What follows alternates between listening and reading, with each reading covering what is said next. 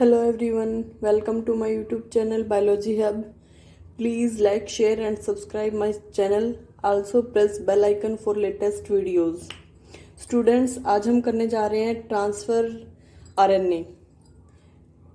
जैसे कि हमने पहले स्टडी किया था कि जो मैसेंजर आरएनए है या राइबोसोमल आरएनए है, तो वो आपके डीएनए टेम्पलेट स्ट्रैंड से ही उनकी फॉर्मेशन होती है, ठीक है। और विद इन न्यूक्लियस होगी और उसके बाद वो साइटोप्लाज्म के अंदर माइग्रेट करते हैं। राइबोसोमल आरएनए के अंदर जैसे बताया था कि वो जो राइजोम्स है, राइबोसोम्स, उनके अंदर आपका जो आरएनए प्रेजेंट होगा that is known as ribosomal RNA. तो जो ट्रांसफर आरएनए है, जो that is also known as sRNA और sRNA, or you can say soluble RNA. S, that is for the soluble RNA, and this is soluble into NaCl, 1 molar NaCl के अंदर ये soluble form में होता है, लेकिन राइबोसोम्स के अंदर नहीं पाया जाता, यानी कि राइबोसोम से बाउंडेड फॉर्म में नहीं प्रेजेंट होता। तो cytoplasmic RNA that is not bounded with the ribosomes but soluble in NaCl, 1 molar NaCl, that is known as the transfer RNA और sRNA। तो जो ट्रांसफर आरएनए है इसका टोटल 15%, जितना भी आरएनए प्रेजेंट होगा सेल के अंदर उसका टोटल 15% जो कंटेंट है that is covered by the transfer RNA. Okay, तो जो ट्रांसफर आरएनए है वो जितने भी अभी तक हमने स्टडी किया है, या फिर कोई भी अगर आप किसी भी तरह के सेंस या नॉन सेंस जो आरएनए ले रहे हो, तो सब में स्मॉलेस्ट साइज होता है आपका ट्रांसफर आरएनए का। जो न्यूक्लियोटाइड्स हैं ट्रांसफर आरएनए के that is within the range of 73 to 93। Okay, 73 to 93 bases are present in इस ट्रांसफर आरएनए। तो स्मॉलेस्ट पॉलीन्यूक्लियोटाइड चेन से बना होता है आपका transfer RNA as compare to other RNA. तो जो इसकी फॉर्मेशन है, सिंथेसिस है ट्रांसफर आरएनए की, तो वो न्यूक्लियस के अंदर होगी और इसके लिए प्रीकर्सर की तरह से जो डीएनए टेम्पलेट स्टैंड है वो वर्कआउट करेगा as a precursor for the transfer RNA, ठीक है। तो जब सिंथेसिस होती है तो कुछ अननेसेसरी आप बोल सकते हो या अनयूजुअल बेसिस हैं, वो भी उनकी भी फॉर्मेशन हो जाती है। जैसे अनयूजुअल जो आप ले रहे हो दैट इज PSU, ठीक है, RT। PSU means pseudo uridylic acid, ठीक है, सूडो यूरेडाइलिक एसिड। या फिर आप ले सकते हो RT का मतलब होता है राइबोथाइमिडिलिक एसिड, ठीक है। H2O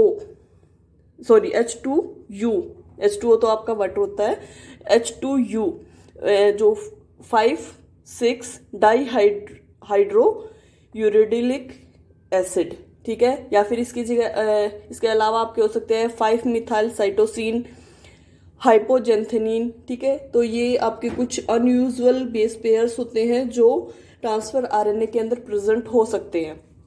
तो जो ट्रांसफर आरएनए है सीक्वेंस के अकॉर्डिंग अगर आप देखेंगे तो एक ट्रांसफर आरएनए दूसरे ट्रांसफर आरएनए से डिफरेंट होता है, लेकिन अगर इनकी बेसिक स्ट्रक्चर आप देखेंगे तो बेसिक जो स्ट्रक्चर है वो इनकी सिमिलर होती है, ऑलमोस्ट सेम होती है बेसिक जो स्ट्रक्चर होती है, लेकिन एक्चुअल जो स्ट्रक्चर होती है उसके अंदर ये एक ट्रांसफर आरएनए है वो दूसरे ट्रांसफर आरएनए से डिफर करेगा। तो जितनी जैसे ट्रांसफर आरएनए है, जनरल सी बात है कि इससे हम इसका फंक्शन बता सकते हैं कि ये जो अमीनो एसिड्स हैं उनको ट्रांसफर करते हैं फॉर द प्रोटीन सिंथेसिस, ठीक है। तो ट्रांसफर के टाइम पे क्या है, अमीनो एसिड को ट्रांसफर कर रहे हैं, तो यानी कि एक सिंगल अमीनो एसिड के लिए आपका एक सिंगल ट्रांसफर आरएनए होना चाहिए। तो आपकी एसेंशियल जो अमीनो एसिड हैं वो कितनी होती है, 20। तो 20 एटलीस्ट आपके ट्रांसफर आरएनए होनी चाहिए या फिर 20 से ज़्यादा होनी चाहिए। अगर जैसे आप जो यूकैरियोट्स हैं उनके अंदर लोगे तो अबोव 1000 ट्रांसफर आरएनए प्रेजेंट होते हैं। प्रोकैरियोट्स के अंदर अगर आप ले रहे हो ट्रांसफर आरएनए तो अबोव 20 ट्रांसफर आरएनए प्रेजेंट होते हैं। तो अगर आप जनरल स्ट्रक्चर की बात करते हो तो इस तरह से आपकी ट्रांसफर आरएनए की जनरल स्ट्रक्चर दिखाई देती है, जिसके अंदर आपकी 4 मेन आर्म प्रेजेंट होती हैं। ठीक है, 4 मेन, 1 2 3 4 मेन आर्म होंगी। और जो 4 मेन आर्म हैं उनके अंदर आपके 3 क्लोवर लीफ लाइक स्ट्रक्चर, यानी कि फोल्डेड, ठीक है, फोल्डिंग प्रेजेंट होगी। जैसे ये आपकी फोल्डिंग है, ये फोल्डिंग है, ये फोल्डिंग है, तो इस तरह से फोल्डिंग प्रेजेंट होती है। और इन फोल्डिंग्स को जनरली बोलते हैं क्लोवर लीफ स्ट्रक्चर। ठीक है, क्लोवर लीफ स्ट्रक्चर जो कि आपकी 3 नंबर में प्रेजेंट होती है। 4 आपकी आर्म्स होती हैं। तो जो 4 आर्म्स हैं उसमें आपकी सबसे पहली आर्म आती है, सबसे पहली आपकी आती है अमीनो एसिड अटैचिंग साइट। ठीक है, amino acid attaching site first जो आपकी आर्म है। तो जो फर्स्ट आर्म है उसमें क्या होते हैं आपके 5 प्राइम एंड और 3rd प्राइम एंड होता है। जो 5 प्राइम एंड होता है उसके अंदर क्या होंगे आपके ग्वानिन और साइटोसिन बेसिस प्रेजेंट होते हैं। और जो 3rd प्राइम एंड है इस पे आपकी CCAOH ये सीक्वेंस प्रेजेंट होती है आपकी 3rd प्राइम एंड पे ट्रांसफर आरएनए के अंदर। तो जो 5 प्राइम एंड है इसका एग्जैक्टली क्या फंक्शन होता है वो अंडरस्टूड नहीं है, लेकिन जो 3rd प्राइम एंड है ये क्या करता है, जो अमीनो एसिटाइलेट है, ठीक है, अमीनो एसिड ग्रुप है जो उनको अटैच करने का या फिर ये कह सकते हो लेने का काम करता है। ठीक है, 3rd प्राइम एंड। तो ये क्या करेगा, अमीनो एसाइलेटेड जो ग्रुप है उसको अटैच करने का या लेने का काम करेगा 3rd प्राइम एंड। लेकिन 5 प्राइम एंड का कोई फंक्शन क्लियर अंडरस्टूड नहीं है। जो सेकंड आपकी आर्म होती है that is known as T-Psi-C। ठीक है, T-Psi-C लूप सेकंड आर्म। तो जो T-Psi-C आर्म होती है ये आपकी बेस पेयर्ड स्टेम और अनपेयर्ड लूप होता है। इसके अंदर बेस पेयर्ड स्टेम और अनपेयर्ड लूप से बनी होती है। तो इसके अंदर क्या होता है, एक तो आपका टी लूप होगा और दूसरा होगा शूडो यूरेडिन। ठीक है, यानी कि थाइमीन शूडो यूरेडिन का लूप और साइटोसिन। ठीक है, टी एंड सी लूप आप इसको जनरली बोल सकते हो। ठीक है, तो इसके अंदर इसका क्या फंक्शन होगा, जो सेकंड आर्म होती है वो रिकॉग्निशन का काम करती है। जो राइबोसोम्स हैं, ठीक है, मतलब जैसे ट्रांसफर आरएनए जो मॉलिक्यूल है उसके रिकॉग्निशन का काम करती है बाय द राइबोसोम्स। ठीक है, राइबोसोम्स जब ट्रांसफर आरएनए को रिकॉग्नाइज करेंगे तो उसमें हेल्प करेगी जो आपकी T-Psi-C लूप जो है या आर्म जिसको आप बोल रहे हो वो रिकॉग्निशन में हेल्प करती है राइबोसोम्स को। जो 3rd आपकी आर्म होती है ट्रांसफर आरएनए के अंदर दैट इज एंटीकोडोन आर्म या फिर एंटीकोडोन लूप बोल सकते हो आप। तो ये जो आपकी आर्म होती है that is also formed by the base paired stem and unpaired loop.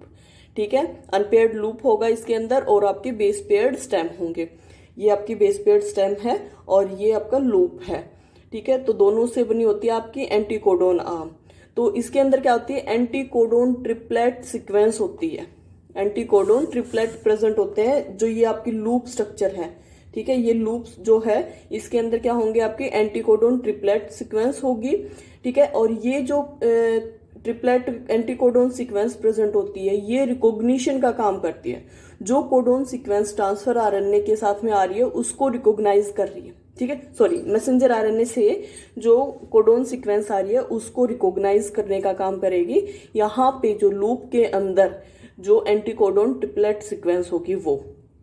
ठीक है, तो जो ये सीक्वेंस होती है 3 न्यूक्लियोटाइड्स की, ये जो मैसेंजर आरएनए से सीक्वेंस आ रही है उसके कंप्लीमेंट्री होती है। यानी कि जैसे अगर यहाँ पे आप सीक्वेंस ले रहे हो AGC, ठीक है, तो अगर लूप के अंदर आपकी ये सीक्वेंस है इट मीन्स जो मैसेंजर आरएनए है, ठीक है, मैसेंजर आरएनए से जो सीक्वेंस आ रही है वो इसके कंप्लीमेंट्री ठीक है, यानी कि आपकी क्या होगी, टी सी जी, ठीक है, ये सीक्वेंस होगी। तो एंटी आपकी, या फिर ये बोल सकते हो कंप्लीमेंट्री सीक्वेंस प्रेजेंट होती है जो लूप है एंटीकोडोन लूप उसके अंदर, और जो मैसेंजर आरएनए से जो सीक्वेंस आ रही है उसके अंदर, ठीक है।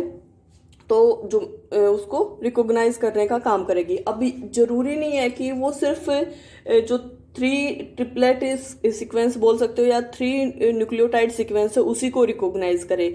इसके अंदर फ्लेक्सिबिलिटी होती है कि ये 4th जो कोडोन है उसको भी रिकॉग्नाइज कर सकती है, ठीक है, उसके रिकॉग्नाइजेशन में भी हेल्प कर सकती है। लेकिन मतलब 3rd के अलावा भी 3 जो न्यूक्लियोटाइड है उनके अलावा भी ये रिकॉग्नाइज कर सकती है, इसकी इतनी फ्लेक्सिबिलिटी होती है। और जो ये मतलब डिफरेंस बोल सकते हो, या फिर जो लास्ट जो सीक्वेंस है, लास्ट न्यूक्लियोटाइड है, उसको रिकॉग्नाइज करने की जो एबिलिटी है, तो इस प्रोसीजर को बोलते हैं वर्बल हाइपोथेसिस, ठीक है। जैसे आपके मान लिया यहाँ पे AGC ये सीक्वेंस है, और जो मैसेंजर आरएनए जो सीक्वेंस दे रहा है उसके अंदर आपकी है TCA ये सीक्वेंस है, तो इसको भी रिकॉग्नाइज कर सकती है। ये इसके अंदर जो सीक्वेंस होगी, ये जो सीक्वेंस है ये इसको भी रिकॉग्नाइज करेगी, हालांकि ये इसकी कंप्लीमेंट्री नहीं है, ठीक है। सी के साथ यहाँ पे आपका जी होना चाहिए, लेकिन ये आ रहा है। तो जो 3rd पोजीशन पे अगर कोई एक्स्ट्रा या फिर कोई 4th न्यूक्लियोटाइड आ रहा है तो उसको भी रिकॉग्नाइज करने की फ्लेक्सिबिलिटी जो ये आपकी सीक्वेंस है इसके पास होती है, ठीक है। And this mechanism is known as wobble hypothesis, wobble hypothesis, okay. Then we talk about the 4th arm that is known as D arm, D arm, या फिर बोल सकते हो आप डाईहाइड्रोयूरिडिन लूप, ठीक है, डाईहाइड्रोयूरिडिन लूप और स्टेम। तो इसमें क्या होगा आपका, एक तो बेस पेयर्ड स्टेम होगा, सेकंड आपके अनपेयर्ड लूप होगा, जिसके ये जो अनपेयर्ड लूप होगा ये किससे बना होगा, डाईहाइड्रोयूरिडिन से बना होता है, तो इसको इसीलिए बोलते हैं डाईहाइड्रोयूरिडिन लूप, ठीक है। तो जो ये आपका लूप होता है ये ट्रांसफर आरएनए जो मॉलिक्यूल है उसके रिकॉग्निशन में हेल्प करता है, ठीक है। रिकॉग्निशन में जैसे आपका फर्स्ट जो था T5C लूप, ये रिकॉग्निशन में हेल्प कर रहा था राइबोसोम्स की to recognise the transfer RNA. तो इसी तरह से ये जो लूप है ये भी ट्रांसफर आरएनए मॉलिक्यूल के रिकॉग्निशन में हेल्प करता है, okay. So these are the 4 main arm or 4 main loop in the structure of transfer RNA. तो इसके बाद क्या फंक्शन है ट्रांसफर आरएनए का, क्या काम करता है ट्रांसफर आरएनए। जैसे मैसेंजर आरएनए है, मैसेज कन्वे करने का काम करता है। राइबोसोमल आरएनए है, प्रोटीन सिंथेसिस में हेल्प करता है, राइबोसोम्स के अंदर प्रेजेंट होता है।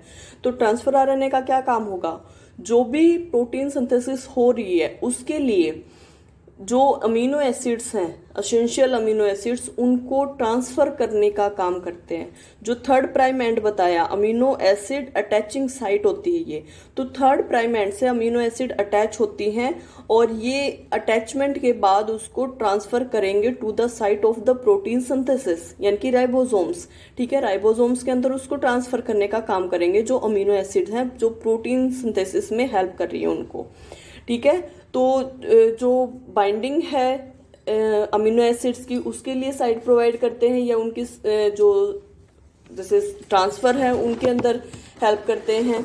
तो according to the amino acid presence, ठीक है, जैसे 20 या फिर 22 अमीनो एसिड जो एसेंशियल अमीनो एसिड्स हैं प्रोटीन सिंथेसिस के लिए, तो उसी के अकॉर्डिंग जो ट्रांसफर आरएनए है उसकी डिफरेंट टाइप्स प्रेजेंट होती हैं।